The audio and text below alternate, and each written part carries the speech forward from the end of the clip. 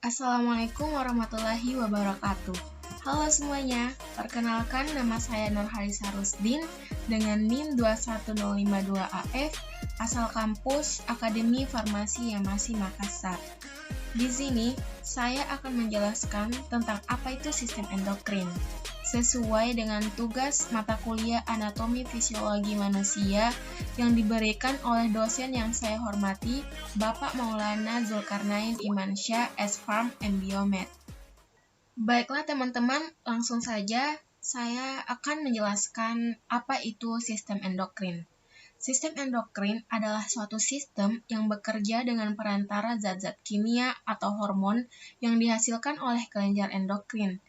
Kelenjar endokrin merupakan kelenjar buntu atau sekresi internal yang mengirim hasil sekresinya langsung masuk ke dalam darah dan cairan limfe, beredar dalam jaringan kelenjar tanpa melewati duktus atau biasa disebut saluran. Sistem endokrin terdiri dari kelenjar-kelenjar endokrin dan bekerja sama dengan sistem saraf, yang mempunyai peranan penting dalam pengendalian kegiatan organ-organ tubuh. Pada sistem endokrin ada beberapa istilah, seperti endokrin endodermal, yaitu hormon yang secara kimiawi termasuk ke polipeptida atau protein. B. Endokrin ektodermal atau hormon amin. C. Endokrin mesodermal atau hormon steroid. D. Hormon polipeptida transkripsi dan translasi yang terdiri dari paratiroid, kalsitonin, hormon hipofis anterior, insulin, dan oksitosin. Selanjutnya, kelenjar utama sistem endokrin. Yang pertama itu hipotalamus. Hipotalamus atau hypotalamus adalah pusat pengendali fungsi tubuh dan sistem saraf untuk menjaga agar kondisi tubuh kita selalu konstan dan stabil. Hipotalamus terletak tepat di bawah talamus dan di atas kelenjar hipofisis. Hipotalamus memiliki ukuran yang sangat kecil, kurang lebih sebesar almond dengan berat sekitar 1% dari berat otak. Selanjutnya, hormon-hormon yang dihasilkan hipotalamus. Yang pertama, hormon kortikotropin atau CRH, yaitu fungsinya mengirim pesan ke kelenjar pituitari anterior untuk merangsang kelenjar adrenal untuk melepaskan kortikosteroid. Yang kedua, hormon gonadotropin atau GnRH, yaitu fungsinya merangsang hipofisis anterior untuk melepaskan hormon perangsang folikel atau FSH dan luteinizing hormone atau LH. Yang ketiga, hormon pertumbuhan atau GHRH atau hormon penghambat pertumbuhan atau GHIH, yaitu fungsinya GHRH meminta hipofisis anterior untuk melepaskan hormon pertumbuhan atau GH, dan GHIH memiliki efek sebaliknya. Yang keempat, hormon antidiuretik atau ADH. Fungsinya meningkatkan penyerapan air ke dalam darah oleh ginjal. Yang kelima, oksitosin. Terlibat dalam orgasme, kemampuan untuk percaya, suhu tubuh, siklus tidur, dan pelepasan ASI. Yang keenam, hormon prolaktin atau PRH, atau hormon penghambat prolaktin atau PIH, juga dikenal sebagai dopamin. PRH meminta hipofisis anterior untuk merangsang produksi ASI melalui produksi prolaktin. Sebaliknya, PIH menghambar prolaktin. Dan yang ketujuh, atau terakhir, tiroliberin atau TRH, yaitu memicu pelepasan thyroid stimulating hormone atau TSH yang merangsang pelepasan hormon tiroid yang mengatur metabolisme, energi, dan pertumbuhan serta perkembangan. Kelenjar selanjutnya yaitu hipofisis. Hipofisis disebut juga master of gland karena menghasilkan bermacam-macam hormon yang mengatur kegiatan kelenjar lainnya. Hipofisis berukuran seperti kacang polong. Ini adalah penonjolan dari bagian bawah hipotalamus di dasar otak. Hipofisis terletak di dasar tengkorak yang memegang peranan penting dalam sekresi hormon dari semua organ-organ endokrin. Jenis-jenis hipofisis. Yang pertama, hipofisis anterior atau adenohypophysis. Hipofisis anterior menghasilkan hormon yang mempengaruhi payudara, adrenal, tiroid, ovarium, dan testis, di samping beberapa hormon lainnya. Hipofisis anterior menerima sinyal dari neuron parvoselular di otak. Dan yang kedua, lobus intermedia. Lobus intermedia bagian terpisah dari lobus anterior oleh sisa kantung rakte yang disebut celah rakte. Pada manusia, selnya tidak bergranula. Lobus intermedia bagian tengah dari kelenjar hipofisis yang bersifat unik karena bagian ini akan mengalami kemunduran atau rudimenter selama masa pertumbuhan.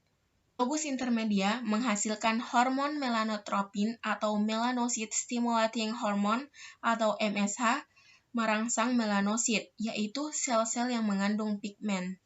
Dan yang ketiga, hipofisis posterior atau neurohypophysis.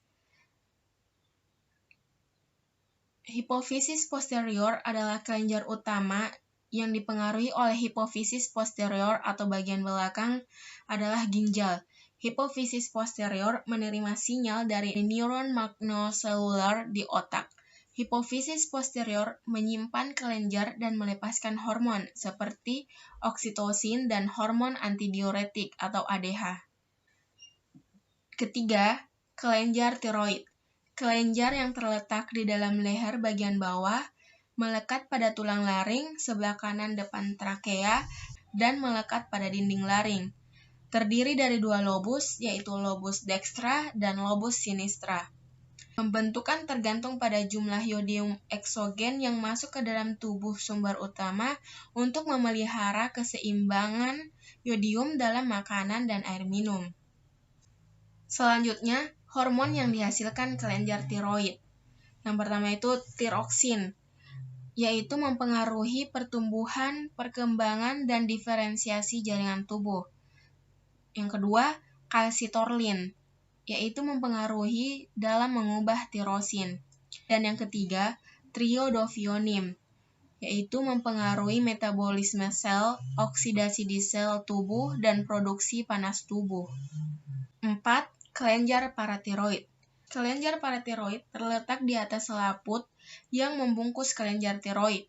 Terdapat 2 pasang atau 4 buah terletak di belakang tiap lobus dari kelenjar tiroid. 2 sebelah kiri dan 2 sebelah kanan.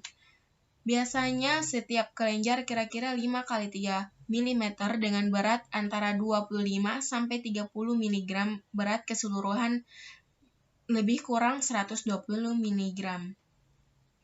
Hormon yang dihasilkan kelenjar paratiroid yaitu parathormon atau PTH yang berperan dalam pengaturan pemakaian ion kalsium, Ca2+, dan fosfat atau PO43+, pada jaringan, berperan dalam mengendalikan kadar kalsium dalam darah. Kelima, kelenjar timus. Kelenjar timus terletak dalam rongga mediastinum di belakang os sternum di dalam rongga toraks, kira-kira setinggi bifurkasi trakea. Warnanya kemerah-merahan dan terdiri dari 2 lobus. Pada bayi baru lahir sangat kecil dan beratnya kira-kira 10 gram. Ukurannya bertambah setelah masa remaja antara 30-40 gram dan setelah dewasa akan mengerut. Organ ini merupakan bagian dari kedua sistem limfatik, yang membuat bagian utama dari sistem kekebalan tubuh dan sistem endokrin yang mencakup semua kelenjar yang memproduksi hormon. Hormon yang dihasilkan kelenjar timus adalah hormon timosin yang memiliki fungsi sebagai sistem kekebalan tubuh atau sistem imun. 6. Kelenjar adrenalin. Kelenjar adrenalin berbentuk ceper terdapat pada bagian atas dari ginjal. Beratnya kira-kira 5-9 gram, berjumlah 2 buah sesuai dengan jumlah ginjal. Terdiri dari 2 bagian, yaitu bagian luar atau korteks dan bagian dalam atau medula. Berikut adalah hormon yang dihasilkan oleh adrenal. Yang pertama, korteks adrenal atau bagian luar menghasilkan hormon mineralokortikoid yang mengatur garam dan keseimbangan air, dan glukokortiroid yang dapat mengatur glukosa darah dan respon inflamasi tubuh. Dan yang kedua, medula adrenal atau bagian dalam yang menghasilkan hormon yaitu epinefrin dan norepinefrin. Hormon ini mengatur denyut jantung, laju, kontraksi otot jantung, tekanan darah, dan kadar glukosa darah bernapas. Yang ketujuh, pinealis.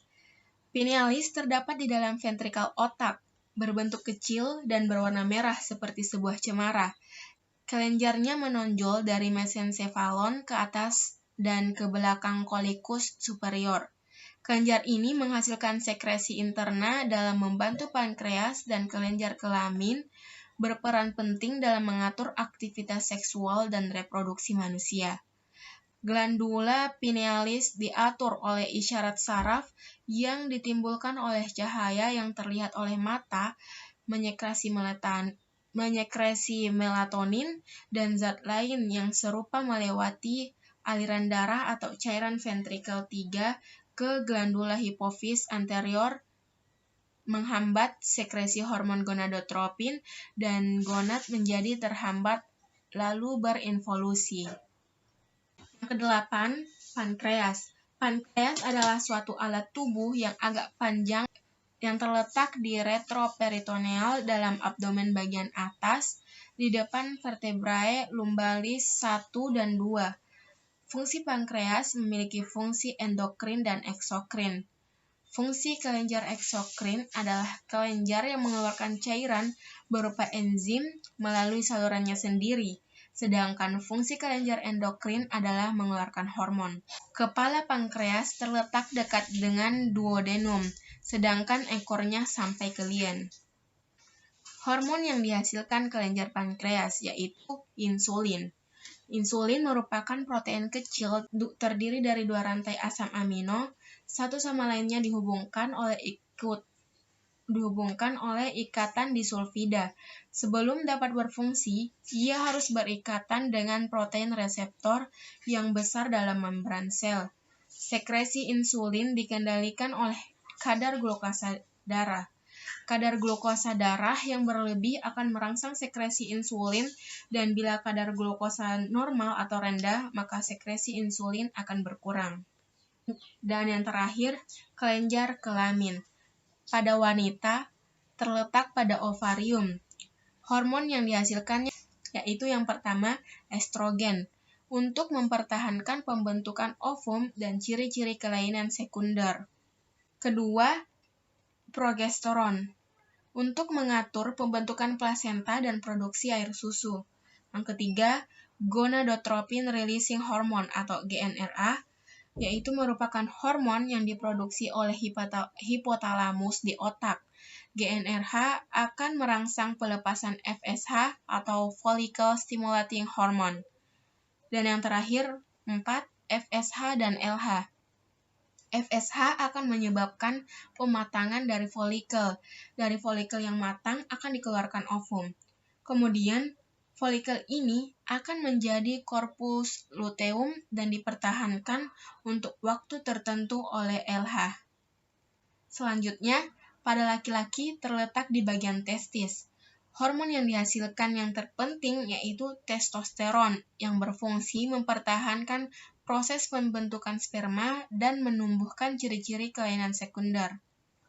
Pertama, hormon testiskular terdiri dari testosteron, androstenedion, dihidrotestosteron atau DHT, inhibin, dan protein pengikat androgen. Yang kedua, hormon hipofisis terdiri dari FSH atau follicle stimulating hormone dan LH luteinizing hormone atau ICSH interstitial cell stimulating hormone. Yang ketiga, hormon hipotalamus yaitu terdiri dari GnRH atau gonadotropin releasing hormone. Baiklah teman-teman, hanya itu yang bisa saya sampaikan. Apabila ada kesalahan kata, mohon dimaafkan. Sekian dari saya. Wassalamualaikum warahmatullahi wabarakatuh. Terima kasih atas perhatiannya.